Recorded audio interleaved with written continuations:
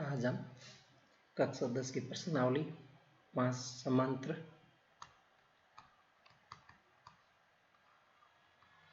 श्रेणी, इसे इंग्लिश में शॉर्टकट में APB कहते हैं, इसके बारे में पढ़ेंगे। तो पहले इसकी डेफिनेशन परिभाषा देख लेते हैं। समांतर श्रेणी है क्या? एक समांतर श्रेणी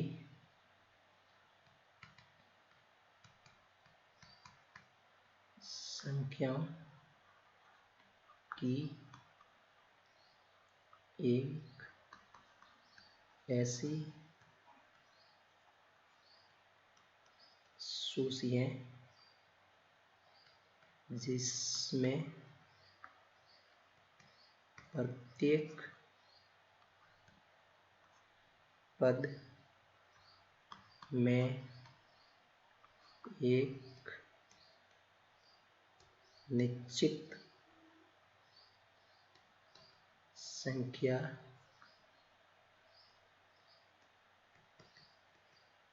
जोड़ने पर प्राप्त होती। एक समांतर श्रेणी संख्याओं की एक ऐसी सूची है जिसमें प्रत्येक पद में एक निश्चित संख्या जोड़ने पर, जैसे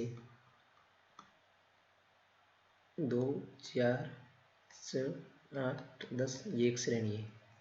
देखो हम 2 के साथ में 2 जोड़े 4, फिर 4 के साथ में 2 जोड़ा 6 के साथ में 2, 8 के साथ में 2, 10 एक निश्चित संख्या जोड़े हैं। इसी निश्चित संख्या को सार व अनुपात कहते हैं, कॉमन डिफरेंस, जैसे शॉर्टकट में डी भी कहा जाता है। इसको प्रथम पद कहते हैं, प्रथम पद जैसे ए कहा जाता है, A1, इसको A2, इसको A3, इसको A4, ऐसे धीरे धीरे ये समांतर श्रेणी आगे बढ़ती। ध्यान रखना, सार व अनुपात धनात्मक भी हो सकता है, ऋणात्मक भी हो सकता है और शून्य भी हो सकता है। तो प्रश्न आ जाए आपके कोई 1 नंबर का कि सार अनुपात धनात्मक होता है या ऋणात्मक, तो ये धनात्मक भी होता है, ऋणात्मक भी होता है और शून्य भी होता है। मैं आपको ये तीनों करके बता दूं। मान लो हमारे पास एक ये श्रेणी है, दूसरी हमारे पास ये है और तीसरी अपने पास ये है। इसके साथ हम एक सभी के साथ 2 4 आए, इसके साथ में 2 6 आए, इसके साथ में 2 8 है, मतलब प्लस 2 2 जोड़ते हैं तो ये हो गया धनात्मक सार्वनुपात, धनात्मक सार्वनुपात। इसके साथ हमने 2 माइनस किया 8, इसके साथ 2 घटाया 6, इसके साथ 2 घटाया 4, ऐसे ऐसे करते ये घटाते तो इसे कहते हैं ऋणात्मक सार्वनुपात। इसके साथ 0 जोड़ा 2 सेम कोई संख्या नहीं जोड़ रहे तो इसे कहते हैं शून्य अनुपात, शून्य सार्वनुपात, शून्य सार्वनुपात। इसका मतलब आप समझ गए, सार्वनुपात धनात्मक भी होता है, ऋणात्मक भी होता है और शून्य भी होता है। अब सार्वनुपात समांतर श्रेणी का व्यापक रूप, ये सूत्र आपको याद करना पक्का है। ये हो गया तो मतलब 5.1 आपकी कंप्लीट है। a plus D, a plus 2d, a plus 3d, ये आगे बढ़ता जाएगा। दूसरा प्रश्न इसी के आधार पर करेंगे जिसमें हमें समांतर श्रेणी AP के 4 पद ज्ञात करने हैं।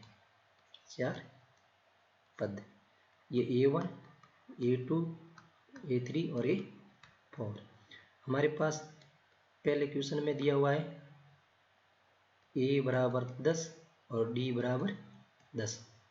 पहला पद A1 बराबर ये होता है 10 दिया हुआ है। A2 ये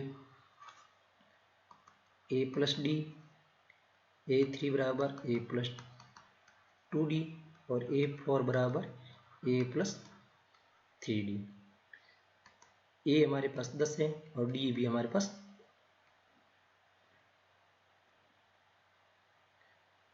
10 है, तो हमारे टोटल हो गया A2 20। A हमारे पास 10 है, 2D भी हमारे पास 10 है। 10 प्लस 20 बराबर 30। A 10, D हमारा 10, तो 10 प्लस 30 बराबर 40। तो इसके समांतर श्रेणी के प्रथम चार पद 10, 20, 30, 40। आगे भी आप देखो इसके साथ चारों अनुपात 10 है, मतलब 10 जोड़ने।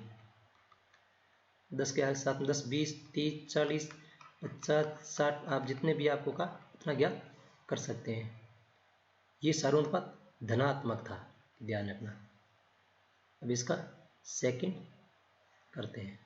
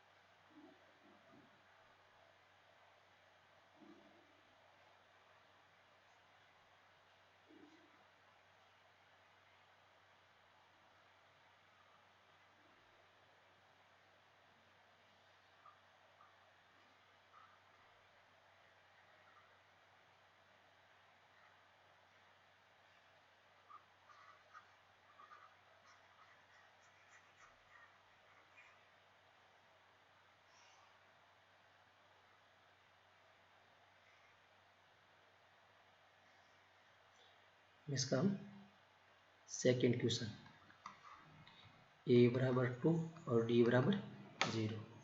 चार प्रथम पद 4, A1, A2, A3, A4 ज्ञात करना है। A बराबर ये होता है, A2 बराबर A प्लस डी होता है, और इसका मतलब A2D A plus 3D। D हमारे पास 0 है, इसका मतलब सेम संख्या होगी। 2, 2 plus 0, 2 plus 2 into 0, 2 plus 3 into 0। 2 के साथ 0 जोड़ा, 0 होगा, 0 से गुना 0, 2, मतलब शून्य सर्वानुपात है।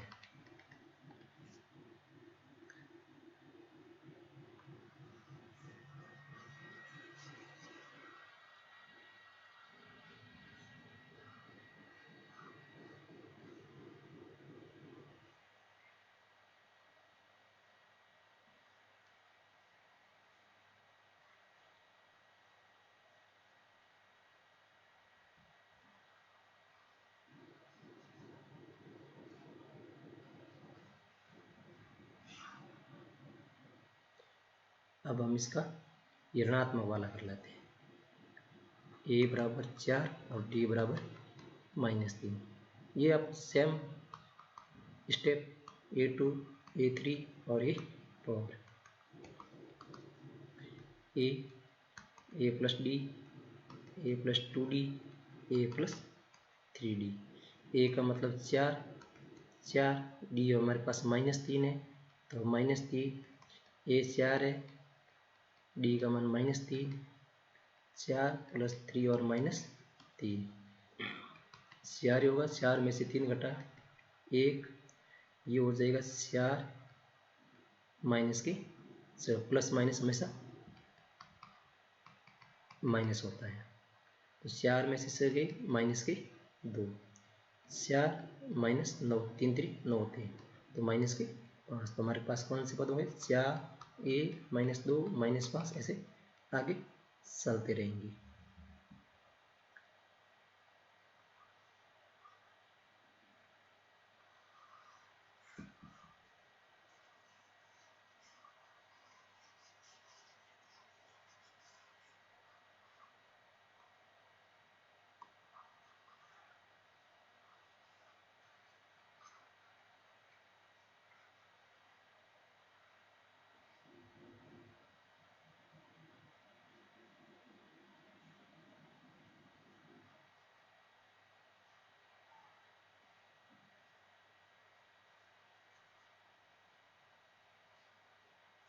अब हम करते हैं क्वेश्चन नंबर तीसरा।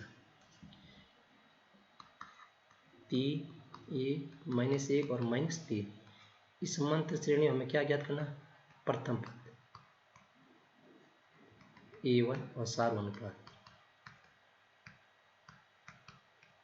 D ज्ञात करना है। प्रथम पद हमारे दिया हुआ है A1 बराबर 3 और अब क्या करना है? सारू अनुपात,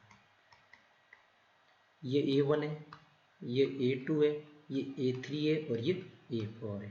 सारू अनुपात हमेशा ये A2 में से A1 घटा दो और आ जाएगा A2 माइनस A1। A2 हमारे पास 1, A1 है 3, सारू अनुपात हो गया -2। और इसे A3 माइनस A2 भी कर सकते हैं हम, A3 माइनस A2, A3 -1 है और A2 माइनस और प्लस 1, ये हो गए -2। अब हम कोई भी जैसे इस भिन्नात्मक रूप वाले का सारू अनुपात और प्रथम पद ज्ञात करेंगे।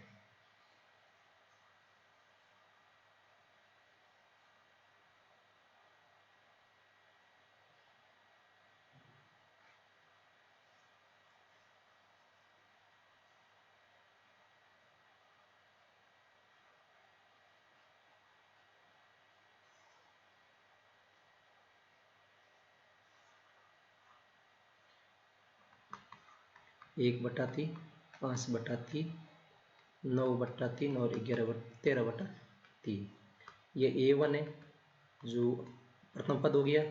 अब हमें सारू अनुपात D ज्ञात करना है, तो A2 माइनस A1, इसमें से ये घटा दो, 5 बटा 3 माइनस 1 बटा 3, लसअप लिया सेम संख्या तो नीचे सेम आ जाएगी, ऊपर 5 माइनस 1, 4 बटा 3 हमारा D। बस इतना ही हमें ज्ञात करना है। बाकी जो प्रश्न बचे आप कर लेना, यदि नहीं आए तो कमेंट सेक्शन में बता देना, मैं वापस करवा दूंगा।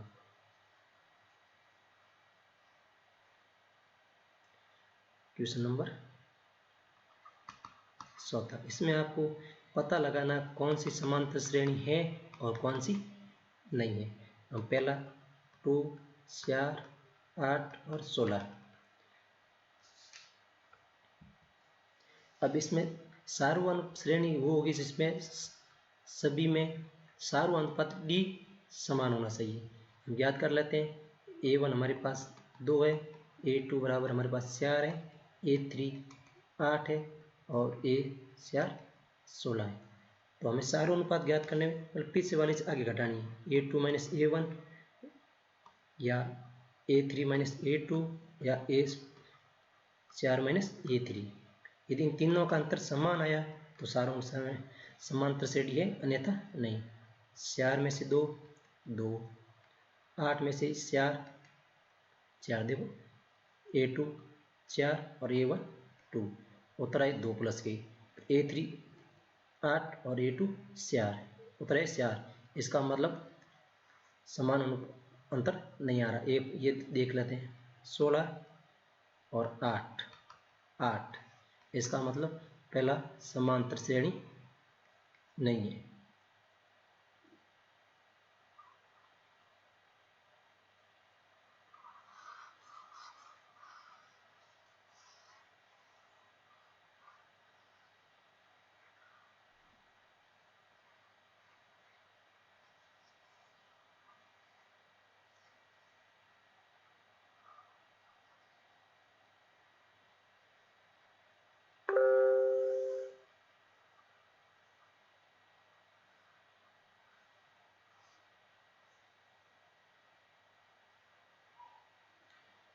अब हम सेकंड वाला कर लेते हैं, 2, 5 बटा 2, 3 और 7 बटा 2, ये A1, A2, A3 और A4। सारू अनुपात ज्ञात करने के लिए A2 minus A1, A3 minus A2 और A4 माइनस A3। A2 5 बटा 2 माइनस 2, 3 माइनस 5/2 और ए फॉर 7/2 माइनस 3। 1 और 2 का लसअप 2 होता है, 5 माइनस 4, क्योंकि इसको नीचे 2 करने के लिए ऊपर नीचे समान से गुणा कर लो तो ये -4 आ जाते हैं, 1/2। इसको नीचे भी 2 करने के लिए ऊपर और नीचे से गुणा कर लो तो आ जाएंगे नीचे लसअप 2, ऊपर से -5, 1/2।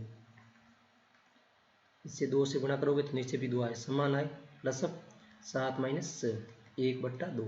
इसका मतलब ये समांतर श्रेणी है क्योंकि सार्व अनुपात समान आ रहा है इसका। तो इसका आगे क्या ज्ञात करना है, इनके 3 और पद लिखिए तो इसके साथ में जोड़ते रहो।